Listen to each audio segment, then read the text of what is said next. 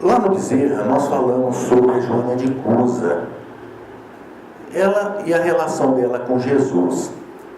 E para cá, nós separamos uma das explanações que nós fizemos lá em Palmas, em cima de uma poesia de Emmanuel. Essa poesia está no livro Antologia Mediúnica para o Natal, de Espíritos Diversos. Tema: Jesus para o Homem, Espírito Emmanuel. E aí eles colocam uma passagenzinha de Paulo, Filipenses, capítulo 2, versículo 8, que fala: e achado em forma como homem, humilhou-se a si mesmo, sendo obediente até a morte na cruz. Paulo, Filipenses, capítulo 2, versículo 8.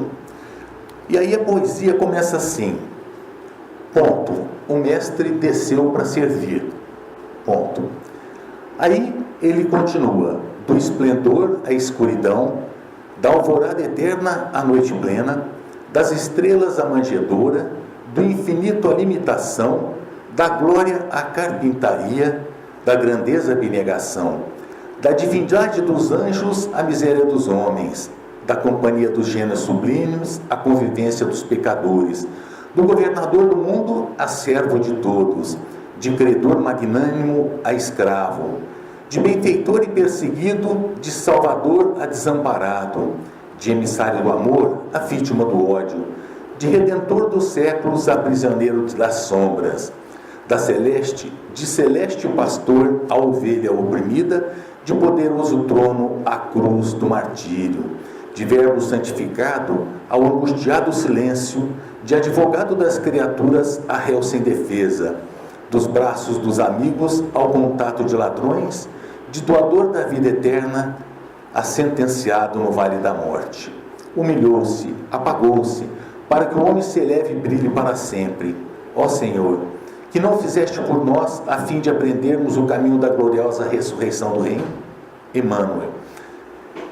E aí nós nos perguntamos, essa poesia, essa prece, né?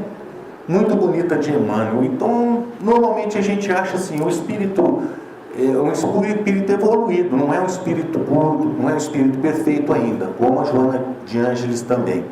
São espíritos que vêm trabalhando as suas vidas, como todos nós temos que trabalhar as nossas vidas.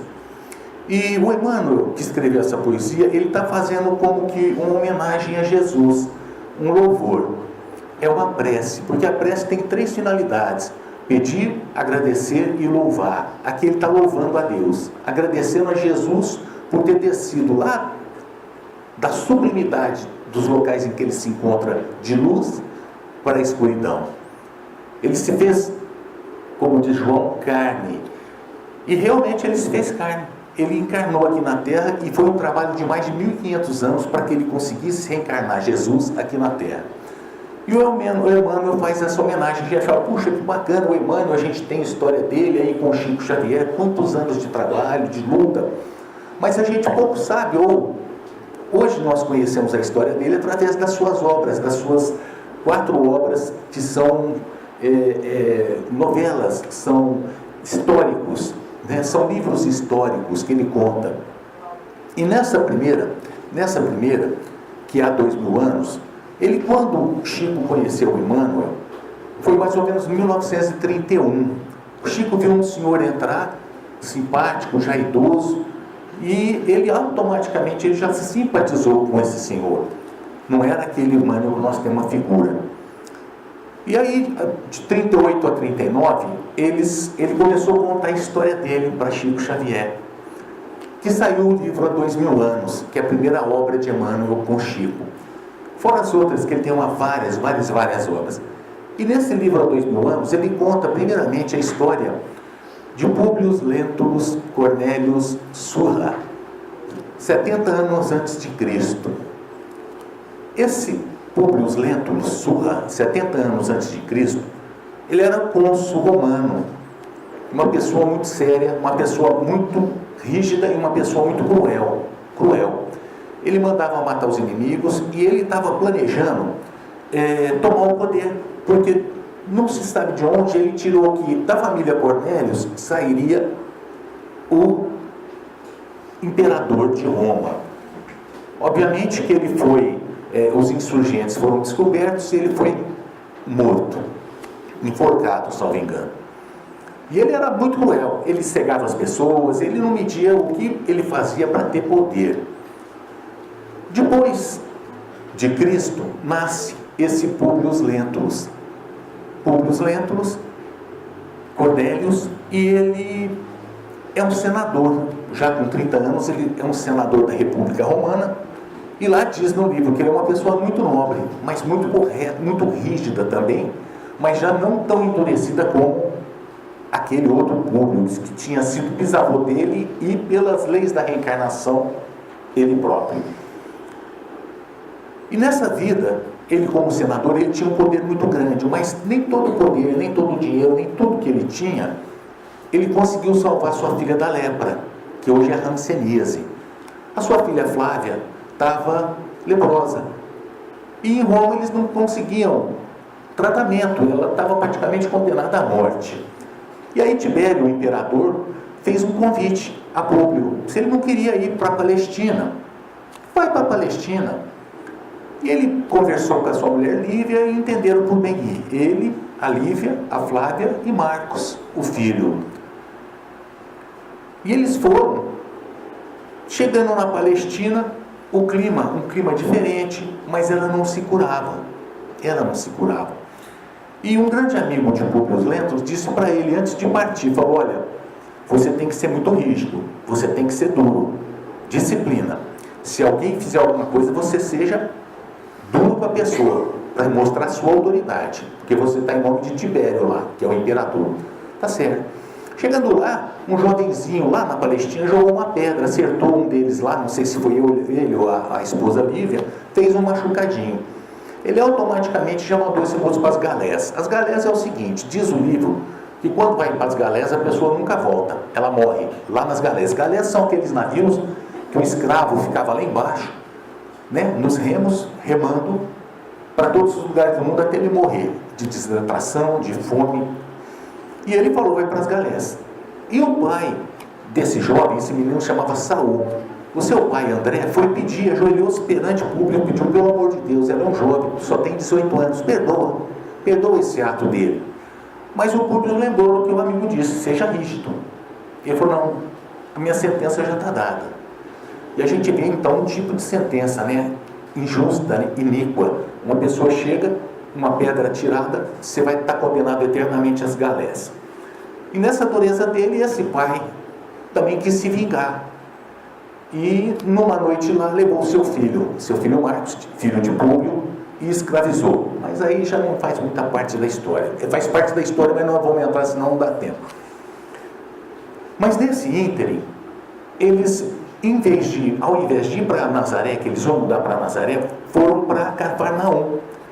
E lá eles tiveram 2 empregadas, e uma delas chamava Ana, e essa empregada já conhecia Jesus. E ela, ouvindo seus empregados falarem a respeito dos milagres, das curas, a Lívia, a esposa do Públio, ouvindo o que a Ana falava para ela, ela falou, meu Deus, mas eu vou pedir para esse homem salvar minha filha, né? Da lepra. Jesus salvava ao simples toque. Doutrina espírita, através das obras, nos explica o seu magnetismo, que nós temos, né? O magnetismo nosso, junto com os dos espíritos, a gente dá um passe ou faz um tratamento de cura, mas eu acredito que Jesus não precisava de ninguém, era o magnetismo próprio dele, ele curava na hora, né? E acredito também que ele não tenha sido médium, porque não teria um espírito superior o suficiente para que fosse o seu intermediário para com Deus, então ele seria o médium de Deus. E todos os dons que ele tinha, ele curava. E a doutrina espírita nos explica, através dos seus livros, em especial na Gênese, que é a 5ª obra, a respeito dos milagres de Jesus. Porque nós temos por base o Livro dos Espíritos, 1857, Livro dos Médiuns, 1861, Evangelho segundo o Espiritismo, 1864, Céu e Inferno, 1865 e a Gênese, 1868. Explicam os milagres. E ela ficou sabendo que ele estava fazendo milagres, a Lívia, e falou com a Ana. E aí ele cura, senhora, ele cura todo mundo, as pessoas têm que ter coração, têm que pedir. E ela pediu para que Públio fosse conversar com Jesus. E ele falou, mas eu vou conversar com o carpinteiro? Ele falou, mas... E tanto a Lívia insistiu que ele foi. Ele falou, só que eu não vou num horário comercial, vamos assim dizer, eu vou à noite para que ninguém me veja. Porque eu sou um senador romano, como é que eu vou me diminuir conversando com esse homem aí? Praticamente um desqualificado, de Nazaré, que nem por Bartolomeu ou Natanael, que é o mesmo nome, quando convidado por Filipe disse, de Nazaré vem alguma coisa que presta? Então vocês imaginam, né? Aí ele falou, eu, Públio Lento, senador romano, conversando com essa pessoa, vou lá, vou ouvir o... Mas ele chegou, e ele falou, eu vou pedir, o que eu vou fazer, né? Só que ele ouviu passos, de repente chega perto dele, esse homem. Públio Lento se ajoelhou e começou a chorar. Não conseguia falar nada, perdeu a voz, não falava, só chorava. Jesus perguntou para ele, senador, o que pretende de mim? Óbvio que Jesus sabia o que ele queria. Aí ele não conseguia falar, Jesus começou a conversar com ele, falou que ele tinha oportunidade, que tudo, mas que infelizmente não era por ele que ele ia salvar a filha dele, mas pela Lívia, a fé e o amor que Lívia tinha e acreditava. Porque ele falou, o senhor veio, mas é por convenção, porque o senhor não acredita nisso. E o seu coração não está pedindo isso, mas eu vou fazer pela sua esposa e pela sua filha. Aí curou a Flávia, estava lá na casa dela. Públio, no seu orgulho, chegando em casa, não tocou no assunto. Aí a Ana e a Lívia disseram, olha, a Flávia foi curada, foi Jesus. Falou que Jesus é o clima da Palestina, não aceitou. Aí ele disse para a esposa que tinha ido lá tudo, conversado com ele, mas que não foi o clima, não foi Jesus que salvou. Olha o orgulho. E aí eles foram levando a vida. Aí fizeram uma intriga lá e disseram que ela, Lívia, estava traindo com Pilatos. E a trama do livro é muito bonita. Inclusive esse romance histórico, ele mostra as coincidências que levaram realmente a ele crer que tinha acontecido alguma coisa. Quando Jesus foi condenado, Lívia, a pedido de Ana, foi conversar com Pilatos para comutar aquela pena, não matar Jesus. E aí a Fúvia, que estava fazendo toda a intriga, falou, olha, me acompanha, Públio, você vai ver a sua mulher entrando na alcova do Pilatos. Era um lugar que o Pilatos recebia as mulheres para fazer das suas. E foi nesse lugar justamente que um dos seus amigos levou Lívia para pedir para Pilatos para salvar Jesus. Públio na janela, com a Fúvia, de repente olha a sua esposa entrando naquele local. Aí de vez acabou a confiança dele mesmo. Só que ele não falou para ela. E a vida deles por 25 anos foi esse sofrimento, foi essa coisa, ele não dava mais atenção, não saíram da Palestina por um determinado tempo, porque estavam tentando encontrar o filho, e o filho estava escravizado, e pior que o filho de André Saul, ele tinha sido vendido como escravo, e depois liberto, e não tinha ido para as galés, e o filho de Públio ficou como escravo, até que chegasse seu pai. E a vida deles é cheia, esse livro é cheio de coisas assim muito tristes, mas reais. E a gente nós nos perguntamos, meu Deus, mas será que a vida é só sofrimento, só dor? Não, a vida é amor, mas nós fazemos o sofrimento e a dor. A vida é o amor. A primeira de todas as leis é a lei do amor, mas por não cumprirmos a lei do amor, a gente automaticamente, ação e reação. Leiam o livro de André Luiz, Ação e Reação, que é uma das obras da vida no mundo espiritual, que explica alguns casos de ação e reação. Então, Públio, em razão desses sofrimentos que ele tinha plantado, dessas dores, de várias coisas que ele tinha feito, estava desaguando nessa vida todo esse sofrimento, toda essa dor. E ele não acreditou na Lívia. E foi passando o tempo, e ela se tornou cristã, a sua esposa, e ia nas catacumbas, nos cemitérios, porque já estava começando a perseguição a eles. E um dia, ela foi pega junto com aquelas pessoas que seguiam Jesus. Pessoas pobres, desqualificadas, pessoas renegadas pela sociedade. Mas por quê? O que ele disse, Jesus? Eu vim para os doentes e não para os sãos. Bendito aqueles que acreditam sem ver, porque têm puro coração. E essas pessoas sofridas, através dessa maceração dos seus espíritos pela dor, elas se viravam para Deus. E naquele momento da história da humanidade vem Jesus, trazendo uma mensagem de esperança para aqueles desesperançados. Todos os excluídos, as prostitutas, os condenados, os criminosos, quando recebem aquela mensagem de amor, de salvação, todos se viraram para ele, porque ele veio trazer o amor. E Públio não soube entender isso, não soube entender. E a Lívia se tornou cristã. E um dia foi presa, junto com os outros, só que ela estava com roupa de romano. E a roupa de romano, quando os soldados viram, falaram: não, a senhora vai embora, a senhora não vai poder ficar aqui. A senhora é patrícia, a senhora está liberada. O que ela fez? Trocou de roupa com a sua escrava, com a sua serva, com a sua empregada Ana. Ana pôs as roupas de Lívia, mas um presente que Públio tinha dado para ela, que era uma correntinha com um pingente, ela falou: não, esse vai ficar comigo, para lembrar do amor que nós sempre tivemos. Aí ela vai para ser jogada às feras. Públio, lá do lado dos grandes mandantes da época, de repente olha, ele nota, ele falou: gente, é a Lívia. Ele ficou desesperado, mas a hora que ele ficou desesperado foi tarde, porque as feras já tinham pego Lívia, e ela desencarnou na arena. Ele desceu lá por um calabouço, e de repente ele vê 2 soldados jogando moedinha, ou jogando sorte, para ficar com o pingente daquela pessoa que tinha sido morta. Aí confirmou que realmente era a Lívia que tinha sido morta. A partir disso teve uma série de intercorrências na vida deles, e eles foram morar, a Flávia, Públio, foram morar em Pompeia.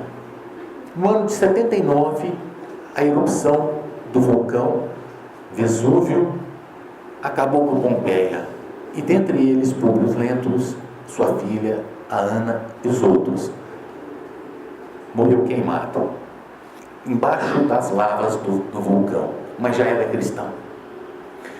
50 anos depois ele reencarna em Éfeso. Ele se reencarna como Nestório e é aprisionado pelos romanos. Ele era judeu, foi aprisionado e escravizado pelos romanos para servir os romanos. Esse livro chama 50 anos depois, da coleção histórica de Emmanuel. Aprisionado como escravo, ele foi levando a sua vida, rebelado contra a condição em que se encontrava, e seu filho também.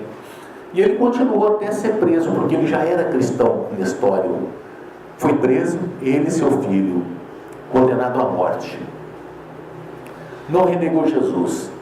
Ficaram algum tempo na prisão, foi atado ao tronco e foi morto com flechas envenenadas. Mais uma vida, mais um erro que ele estava ressarcindo com a sua própria consciência a pedido. Mais uma vez cristão, ele que tinha renegado a Cristo, ele que não acreditou em Cristo e que afastou Cristo da sua vida. Depois ele entendeu que sem Cristo ele não conseguiria viver. A partir disso, ele passou a ter as suas vidas como um poema de amor a Cristo. E aí, depois de um determinado tempo da morte de Nestório, no ano 270 aproximadamente, volta novamente Emmanuel. No livro Ave Cristo, que é a terceira obra, muito linda, que fala do sofrimento dos cristãos, que fala da dor desses cristãos, como eles eram perseguidos. A perseguição dos cristãos, historicamente falando, começou no ano de 64 com Nero. Eles já não gostavam mais dessas pessoas que seguiam a Cristo, porque eles entendiam que estavam desvirtuando, enquanto tocava só com os judeus, que incomodava os judeus, eles não se preocupavam. A partir do momento que romanos de nome começaram a aderir a essa doutrina, já incomodou os romanos. Aí começaram as perseguições. Nero queria fazer uma reforma em Roma, porque ele achou que ele precisava reformar Roma. Eu vou ter que fazer uma cidade, uma parte nova, resolveu pôr fogo em Roma. Aí ele viajou para ninguém ocupar. Colocou fogo em Roma e viajou. Só que o fogo tomou proporções que ele não esperava. Ele não esperava as proporções que aquele fogo tomou. Queimou 3/4 da cidade. Não era a ideia dele. Aí ele voltou, chorou, fez discurso. Um dos seus assessores disse: ô Nero, por que você não acusa os cristãos de ter posto fogo em Roma? Foi o que ele fez. E começou a prender cristãos. E aí eles começaram a ser sacrificados. E isso foi até o ano aproximado de 300, quando Constantino descriminalizou ser cristão, porque era crime ser cristão. A perseguição se recrudesceu no ano de 280, 270, com Diocleciano, imperador romano. Foi uma das piores épocas na vida desses cristãos, que infelizmente, a partir da descriminalização, e Teodósio tornou a religião cristã oficial no ano de 380, mais ou menos, passaram de perseguidos a perseguidores, fazendo e usando das mesmas moedas que usavam aqueles que os perseguiam, não entendendo a mensagem de Jesus. Que aqueles cristãos primitivos que foram queimados nos circos entenderam e se entregavam cantando às feras, porque acreditavam no que Jesus falava, puramente, santamente.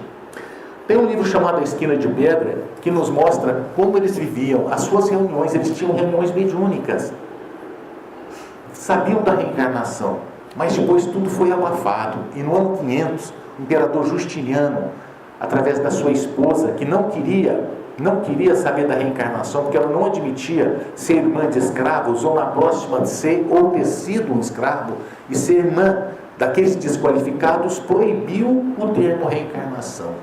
Foi proibido sob pena de morte. Tentaram abafar, mas quando a realidade não se abafa, porque a verdade é a verdade, é uma lei da vida.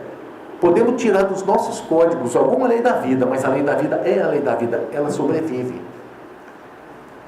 E continuou essas perseguições. E aqueles do começo, eles tinham realmente coração puro, verdadeiro amor por Jesus. Só que aqueles depois do ano 350, 380, já procuravam outra coisa, não o poder de Jesus espiritual, mas o poder temporal. E foi o que aconteceu, que nós sabemos da história da humanidade, das perseguições.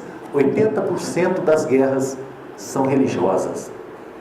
Um dos maiores motivos hoje de preconceito, de perseguição, são motivos religiosos. Tem uma nova igreja que está saindo aí, que eles estão perseguindo a todos. Eles foram num centro espírita no Rio de Janeiro, um centro de Umbanda, destruíram o centro. Estão sendo perseguidas. Crianças que saem às vezes dos seus cultos de candomblé apedrejadas. Hoje, no Brasil. Olha só como é que como é que a humanidade está evoluída. Por isso a transição. E continuou as vidas de Emmanuel. Aí, lá para frente, lá para o século XVI, ele, na espiritualidade, fez uma visita para o Brasil. Ele fez uma visitinha aqui no Brasil e ele viu o sofrimento dos nossos indígenas, a carência, a necessidade. Pediu para reencarnar no Brasil. E aí ele veio como Manuel de Nóbrega, um dos fundadores da cidade de São Paulo. Ele e José de Anchieta dedicou a sua vida a dar assistência àqueles que estavam já perseguidos pelos brancos. Morreu doente. E mais para frente, nós temos notícia da reencarnação como o Padre Damiano. Essa reencarnação está numa das obras mais lindas que Emmanuel escreveu, que chama Renúncia. Esse livro Renúncia é outra poesia de amor, que fala de um espírito superior, espírito de luz, que jamais precisava reencarnar novamente na Terra. Alcione.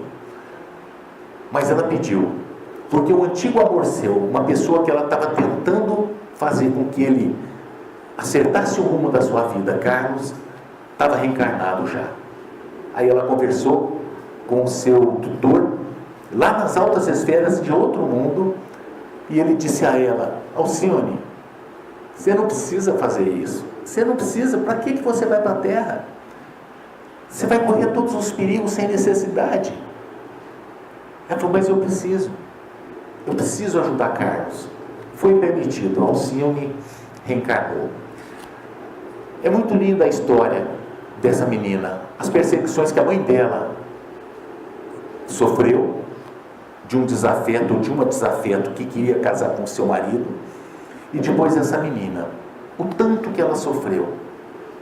Infelizmente, mais uma vez, ela não conseguiu fazer com que Carlos se voltasse para Deus.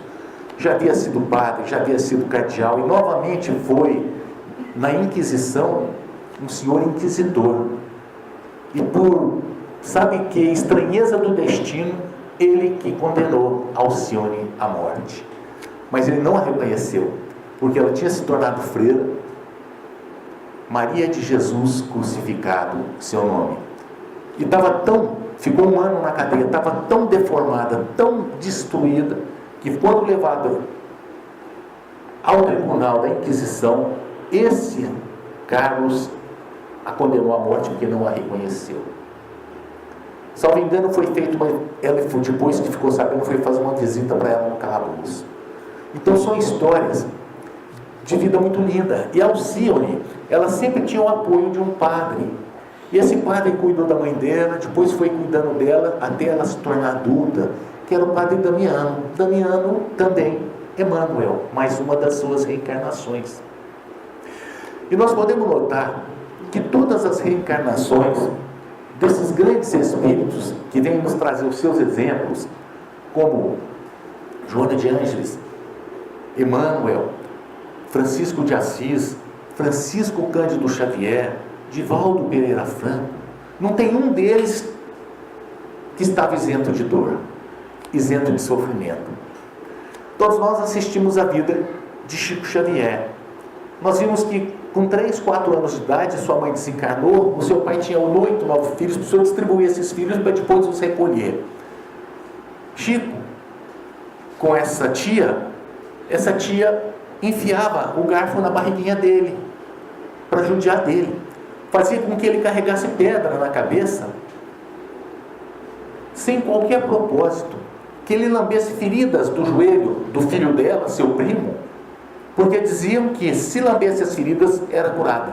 O que Chico sofreu, e no decorrer da sua vida, com a sua visão, as perseguições, quantas vezes ele não foi estingalhado, não foi duvidado de Chico Xavier. Quanto sofrimento, quanta dor não passou esse rapaz. E o amor que ele tinha, o grande amor, o amor pela humanidade. Então a gente vê que todos esses luminares que vieram ser para nós exemplos, sofreram, passaram por dificuldades.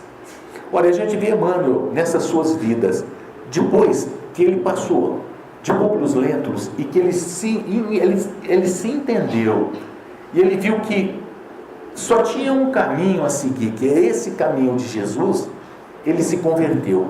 E aí as suas vidas foram só de sofrimento e de dor. Mas ele jamais murmurou. Porque nós normalmente pedimos a Deus para que nos isente do sofrimento e da dor. Mas não tem como. Porque nós plantamos. Se a gente planta o milho, nós vamos colher milho. Se a gente planta arroz, nós vamos colher arroz. Se a gente planta dor, nós vamos colher a dor. A semeadura, ela é livre. Nós plantamos livremente com as nossas próprias mãos, através dos nossos atos. E hoje está vindo a consequência e a colheita daquilo que nós plantamos. Então nós não temos como acusar a Deus de injusto, de ruim, de mal, de vingativo, de forma nenhuma, porque tudo isso, todo sofrimento, toda dor que hoje está no nosso caminho, é consequência dos nossos próprios atos, porque nós somos herdeiros. daquilo que nós fizemos e vamos ser herdeiros daquilo que nós fizermos. Então, no momento de sofrimento e de dor, o que esses espíritos, esses grandes luminares da história da humanidade pediam? Força. Força para passar pelo sofrimento e pela dor. Olha, Alcione precisava vir à Terra? Não veio. Sofreu desesperadamente, mas sempre calada. Jesus precisava descer aqui? Não, de forma nenhuma, mas ele veio. Porque ele sabia que nós, humanidade, precisávamos dele. Que ele tinha que ser o exemplo. Um espírito da mais alta envergadura, puro. O único espírito puro que pisou na terra veio para nos mostrar: vós sois deuses, vós podeis fazer o que eu faço e muito mais. Olha a força que nós temos dentro de nós.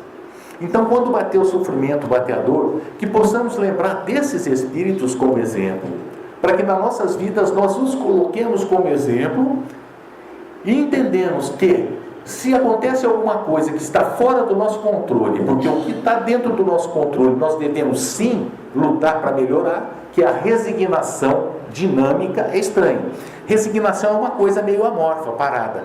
Agora, resignação dinâmica, sim, lutando para conseguir os ideais, lutando para vencer as dificuldades, mas se não conseguir, porque está fora do nosso controle, resignar-se, aceitar a vida como ela é, os parentes difíceis, as dificuldades físicas, as dificuldades morais, trabalhar. Perguntam aos espíritos, né? Kardec perguntou, mas a gente tem como mudar as provas materiais? Não. Como vou mudar minha prova? Como eu mudo a minha prova hoje? Impossível. Por quê? Hoje, impossível. Amputação de ambas as pernas e o braço. Tem como mudar materialmente essa prova? Não. Nem com prótese, porque não é minhas pernas. Mas e moralmente? Eles dizem, pode. E a pergunta do 909, mas não existe arrastamento irresistível? Existe arrastamentos, mas não irresistível. Vós que tens ou que usais poucas forças ou pouca vontade para sair desses arrastamentos. Então, moralmente, não tem moralmente prova que nós não possamos suportar. Quando é uma prova física que não tem como mudar, nós temos duas formas de encarar. Aí já entra a prova moral. Bem ou mal, resignado ou revoltado. Isso não tem quem possa dizer que eu não tenho como fazer. Todos temos. Muitas vezes a pessoa chega numa determinada idade, ela começa a reclamar, mas eu estou velho, o velho tem que morrer, velho é isso, aquilo.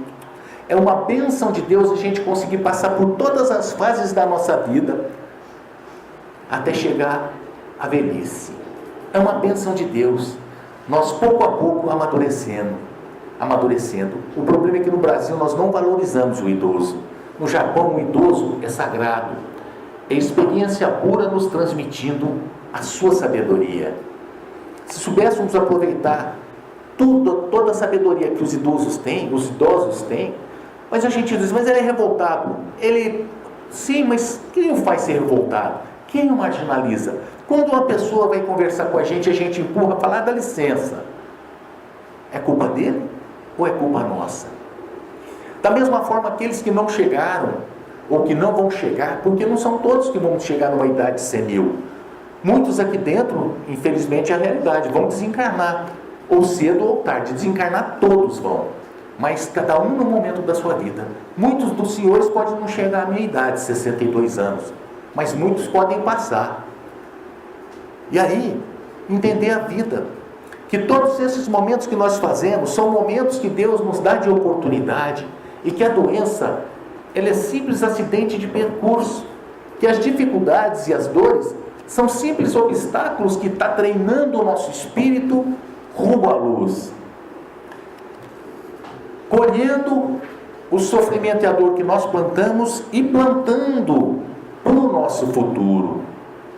E nada melhor que Jesus para nos ajudar na colheita, que hoje está sendo obrigatória desse sofrimento e dessa dor.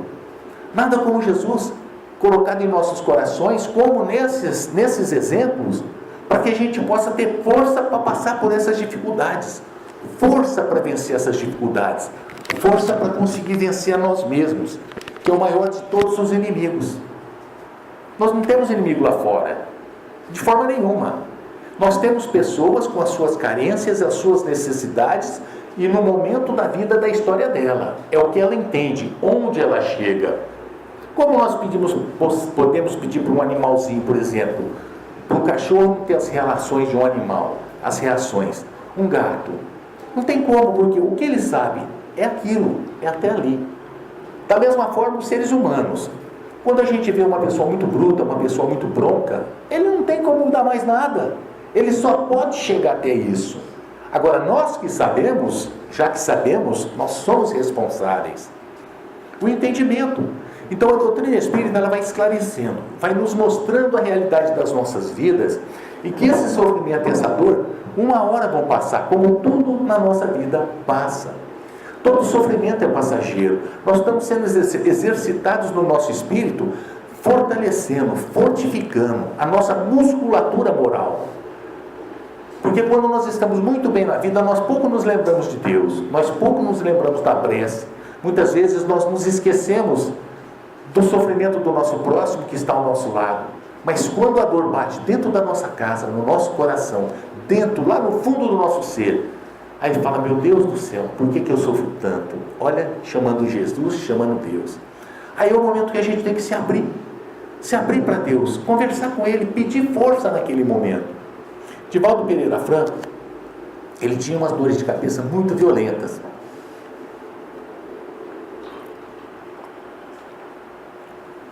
Divaldo tinha umas dores de cabeça muito violentas. E ele ficou, acho que quase 15 dias, assim, não podia acender luz, tinha que pôr toalha nos olhos, tudo. E um dia entrou o doutor Bezerra, né? Falou, por que você está assim? Ah, mas o senhor não está vendo? Eu estou com essa dor de cabeça faz mais de 15 dias, não consigo nem abrir o olho, o senhor me ajuda? Aí o doutor Bezerra falou para ele, você me pediu? Ele falou, não. Como é que eu vou te ajudar se você não me pediu? Eu sei o que você quer? Não sei. Aí chamou a irmã Sheila, que é enfermeira e desencarnou na Alemanha, um doce de pessoa, a irmã Sheila. Eu fiz uma explanação do Evangelho, aí eu estudei a biografia dela. E a irmã Sheila veio, fez como que um curativo com uma toalha, passou a dor de cabeça do Divaldo. A mesma coisa nós, a gente reclama, pede, não pede, mas tem que conversar com Deus, porque Deus é nosso Pai. E quando a gente pede peixe, Ele não dá pedra. E quando a gente pede, Ele não dá serpente. E quando a gente pede pão, Ele não dá pedra. Só que nós temos que saber o que pedir. Nós temos que saber se aquilo que nós vamos pedir é execuível. Olha, eu quero ganhar na minha Mega Sena da virada, pode ter certeza. Não sei se tem algum sortudo aqui dentro, não vai ganhar. Agora, meu Deus, eu preciso da ajuda do Senhor, que eu estou passando por uma dificuldade, eu preciso de força. Aí Deus dá. São coisas execuíveis, saber o que pedir. Porque tem coisas, às vezes, que a gente não tem noção, está fora de qualquer propósito, e a gente pede, não vai receber. Aí eu falo, Deus não me ouve nunca, Deus é injusto. Deus não é injusto para comigo. Eu pedi de forma errada. Porque Deus nos dá o que é necessário para que nós possamos crescer. Nós falamos lá no Bezerra na quarta, imagina que bênção se todos os pais do mundo seguissem os exemplos de Deus. Estou sofrendo, estou apanhando, mas Ele permite que aconteça isso comigo. Por quê? Porque eu me eduque. E Ele sabe que vai passar. Então, quando a gente nega alguma coisa no nosso filho, ele vira a cara para a gente, o problema é dele. Quando Joana disse para Divaldo, você foi em algum lugar e alguém te pediu alguma coisa que você a sua consciência não permite que você faça, não faz. Porque essa pessoa pode até perder a amizade com você, mas um dia ela vai voltar. Mas você não se corrompeu. Olha que interessante. Quer perder a amizade? Perde, o problema é da pessoa. Um dia ela volta. Porque nós sabemos que todos vão ser perfeitos, todos vão evoluir ao ponto da perfeição, da plenitude. Então nós temos esses exemplos da humanidade. Nós temos esses exemplos que são exemplos de amor. E Emmanuel é um desses exemplos que já está reencarnado também para nos ajudar nessa evolução, nessa transição. Nós temos o maior exemplo de toda a humanidade, para finalizar, de toda a humanidade. Jesus, negado por Pedro, traído por Judas, duvidado por Tomé. Eu não acredito que ele apareceu aqui, só acredito se eu tocar o dedo nas suas chagas. Jesus aparece para ele e fala: toque minhas chagas. Abandonado por todos. Quando foi fazer a sua via crucis, só estavam a sua mãe Maria, algumas mulheres, a prostituta Maria de Madalena, renegada por toda a humanidade, estava ao lado de Jesus. E João, o seu irmão querido. Só esses o acompanhavam. Qual foi o presente de Jesus nesse momento? O abandono, a traição, a negação. E o que ele recebeu como presente? Uma coroa de espinhos, cravado na sua cabeça. Um pano sujo nas suas costas como um manto. Um cajado, um pedaço de cana, como cajado ou como cetro de rei. Escrito na sua cruz, INRI, INRI, Jesus Nazarenos, Rex Judeus. Para zombar dos judeus, os romanos puseram esse símbolo na sua cruz. Foi crucificado, com as mãos e pés cravados, com cravos de ferro. Seu abdômen foi perfurado para que morresse mais rápido. Pediu água, deram vinagre. E o que ele disse no momento final da sua vida? Pai, perdoai-os.